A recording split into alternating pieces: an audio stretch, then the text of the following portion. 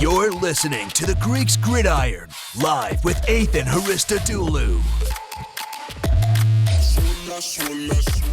Welcome everybody back again to the Greeks Gridiron. I am Athan Hristodulu. It's November 18th, 2021. Coming at you guys with a little bit of a different video today. Normally we would be doing our Thursday night previews, but I have decided to forego doing that for the sake of allowing myself to focus on some different type of content stuff. If you do not follow our socials, my prediction for tonight's Thursday night game will be up, posted on there, whether it's Instagram, Twitter, Facebook. I'll post it up all on there for you guys to see that.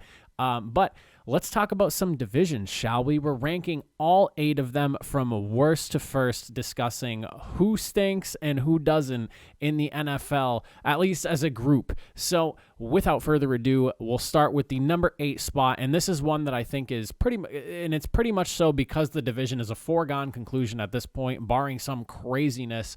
At number 8, I have the NFC North ranked at the bottom of these 8 divisions. The NFC North is literally Green Bay and everyone else. The entire division has 15 total wins, and 8 of those wins are coming from Green Bay alone. That is more than half of the W's from this entire division coming from strictly Green Bay.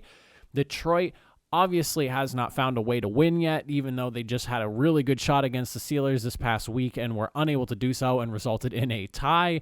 So they found a way to not win, but not a way to win, interestingly enough.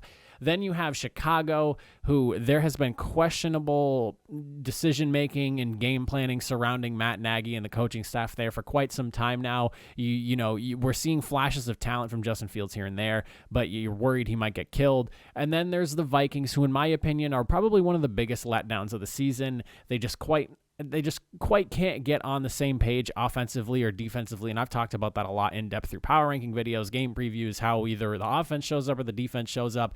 They finally wrote their wrongs this past week, though, and got a win. However, NFC North, in my opinion, it's pretty much looking like it's going to get wrapped up as Green Bay with the winners. Again, barring some craziness, I think probably the least competitive division in the NFL at this very moment.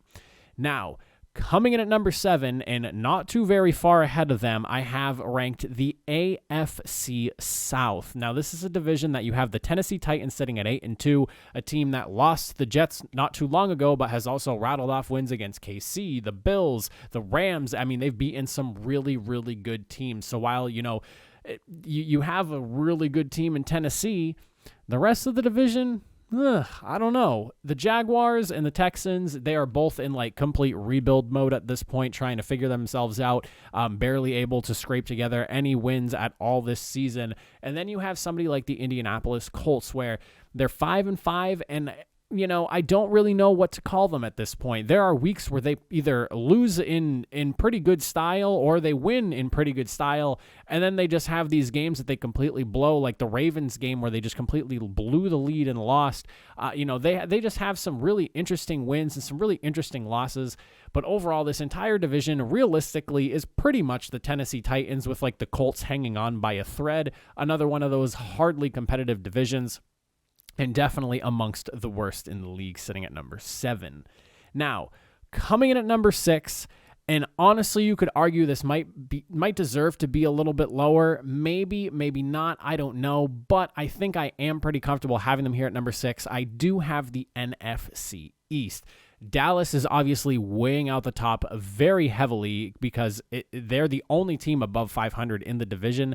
The other teams have shown some flashes here and there, like the Giants just got a big win off the Raiders recently. The Eagles just took down the Broncos, who just took down the Cowboys the week prior.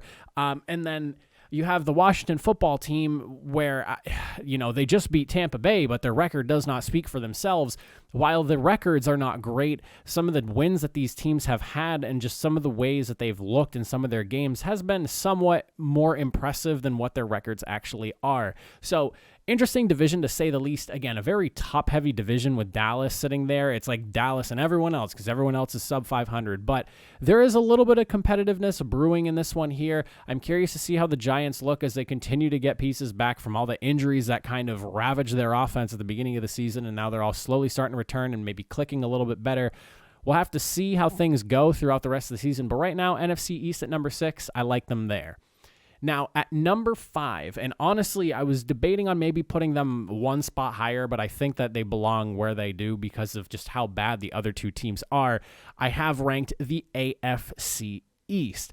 So, when you look at this, Buffalo Bills, one of the best teams in the AFC. The New England Patriots, they are on a hot 4-game winning streak right now, 6-4, becoming one of the best in the AFC. They were just ranked in my top 10 of my power rankings that released just a couple of days ago. If you have not watched that, and make sure you do. But yeah, the AFC East, you have the Patriots, you have the Buffalo Bills, two really good teams in the AFC, and then meanwhile, on the flip side of things, and I will give Miami credit where credit's due, they did take down the Ravens just this last week. However, the Dolphins and the Jets are among the worst in the league. The Jets have gotten blown out a handful of times, albeit they did win games against the Bengals and the Titans, so shout out to them for that. But I mean, Mike White looked miserable throwing those 4 picks against a really good Buffalo Bills team this past week. So there is quite like a separation between these 4 teams. You have 2 really good playoff contenders, and you have 2 really bad teams that have rattled off some impressive wins randomly through the season, but ultimately have not really looked good outside of those random awesome wins that they've had. So it's like a half competitive, half not really competitive, but will randomly show up and beat a really good team. I like them at number 5. You could probably argue them at a spot higher, maybe a spot lower. These, like the 4, 5, and 6 spots, are a really interesting place. I think this is where things get a little bit muddy. I like when I'm looking at my rankings here, as I have them listed out as I'm talking about this to you guys. When I look at this, 8 and 7 are pretty sure. Then it's like 6, 5, and 4 I'm kind of unsure about. Then 3, 2, 1 I'm a little bit more sure about. This like middle of the pack group is kind of what's like you could argue either or, and I probably wouldn't disagree, or maybe would. I don't know.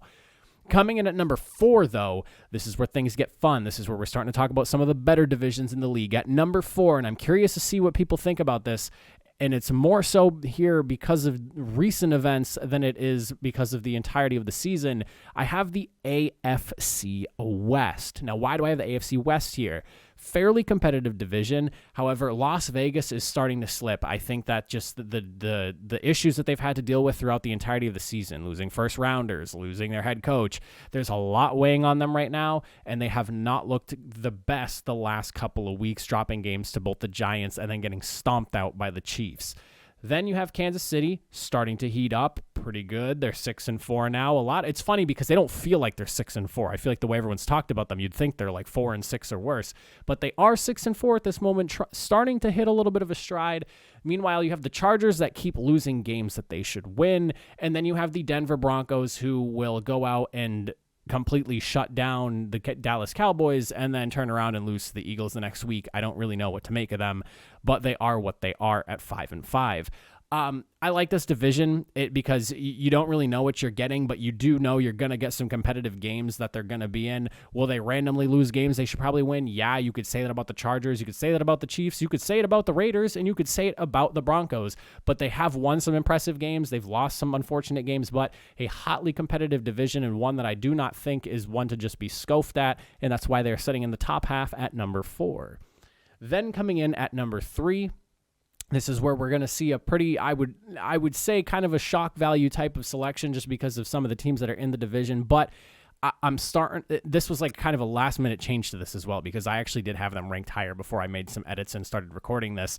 At number 3, I have the NFC South. So Tampa Bay, Super Bowl contenders, they have dropped their last 2 games to teams that you did not expect them to drop to. The Trevor Siemian-led Saints, and then on top of that, they just went out and completely blew it against the Washington football team.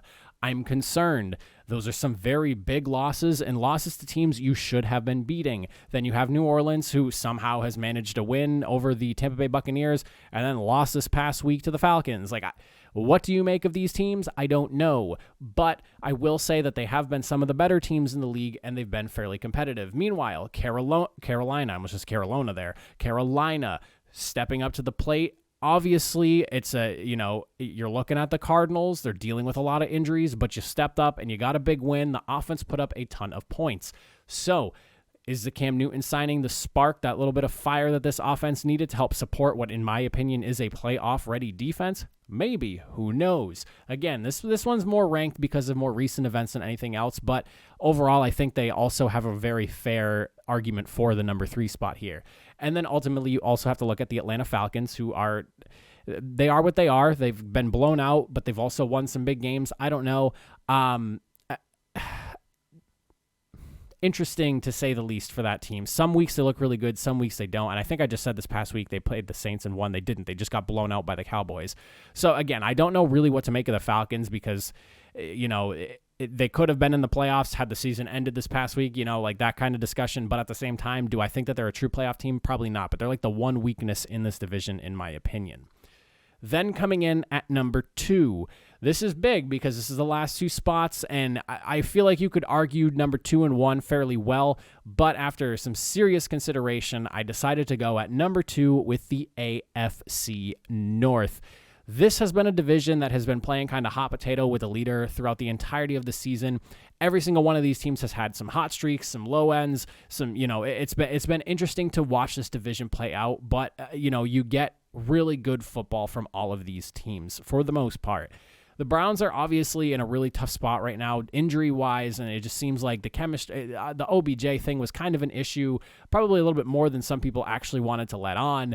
And on top of that, like I said, the injuries, Baker Mayfield is really banged up, and honestly, I don't think he should be playing at this point, and I'm starting to worry for his health, but he keeps trotting out there, so props to him for the toughness, but who knows? Meanwhile, you have Baltimore, really good team. They've beaten some really good teams. They just lost to Miami, but they're still one of the best records in the AFC. You have the Steelers, who, despite the fact of losing their starting quarterback just a few days before their game against the Lions, were able to at least hold off the Lions and not lose the game. Granted, they had every opportunity to win the game a handful of times, but clearly Mason Rudolph is not the future. However, I still really like the Steelers. That defense is one of the best in the league, and it looks great every single week. Then you have somebody like Cincinnati, who they've had their highs, and they've also had a couple of pretty bad lows. Their blowout loss to the Browns was it's so weird. The Browns blow out the Bengals and get blown out themselves, but the Bengals have also blown out the Ravens. So it's like, what are you getting from this division? I think competitiveness, really good football, some really good teams where offenses can explode, the defenses can step up and have really big games, but overall a very strong and solid division in my opinion. And what leads us to the number 1 team, of course, at this point, if you've been following along, is no surprise. It is the NFC West. Now, I will say this. At one point, I had the AFC North as number 1, but I did decide to go with the NFC West. And one of the biggest reasons is obviously the top 2 teams in the division. You have the Cardinals and you have the Rams. Granted, the Rams just lost a big game to the 49ers, but I think that the potential with this division, how well these teams play and how well they play against teams outside of their division, this is probably the cream of the crop at this point. The Cardinals are a great team. They just lost their most recent game, honestly, more so because of their injuries than anything else. Say what you want. I get it. Everyone deals with injuries, but you're missing QB1, wide receiver run, RB1. Like, that is some tough stuff to overcome, and I was kind of not surprised to see the Cardinals lose when that came out, that they weren't going to have all their starters. Now, 49ers, they played the Rams really well. They have been for the last few years, so I don't really want to take too much away from how well the Rams have been doing because the 49ers beat them. I think it's just that these division rivals play each other, and they play each other really, really well. Even when the Seahawks were just flat out dominating the division, they would always drop games to the Rams. For the Rams' case, they always seem to drop their games to the 49ers. Whatever it may be, whether it's just the game planning and the seriousness of this division, you are getting very competitive football with some really good teams. And honestly, I would put this division stacked up against anyone else. I think that they are battle tested, that, the Seahawks and the 49ers, while they may be, not quite where you'd expect them to be at this point in the season, I still think are better than a handful of teams with the same record or even slightly better than them. It's just a matter of, all the pieces falling together injury-wise, and that's probably the biggest thing. The NFC West has had some very bizarre injuries go on with them and just has ravaged their teams more so than others. Like I said, the Cardinals have lost their entire starting lineup at times for the offense. It feels like the Seahawks didn't have Russell Wilson. The 49ers missed Jimmy Garoppolo for a game and are trying to start their rookie quarterback who clearly needs more time. What a mixed bag, but still such a really good division. The reason I have them at number 1. And that is me ranking all 8 of the NFL divisions. I would love to know what you guys think in the comment section down below. I feel like this is a really good discussion topic. You could argue for a lot of these divisions to be in different places. This is how they shook out for me when I really boiled things down and looked at it hard and compared records, compared the games that they played. How bad have they lost? Things like that. Think of all those things and take them into consideration. Throw your list down in the comment section below, and I'll pin the best ones if you give me some good reasons as to why. But that is it from me to you guys. I appreciate you all for listening. Enjoy the rest of your Thursday and enjoy some Thursday Night Football. And I'll catch you guys in our next video, which will be our NFL picks for the remainder of Week 11.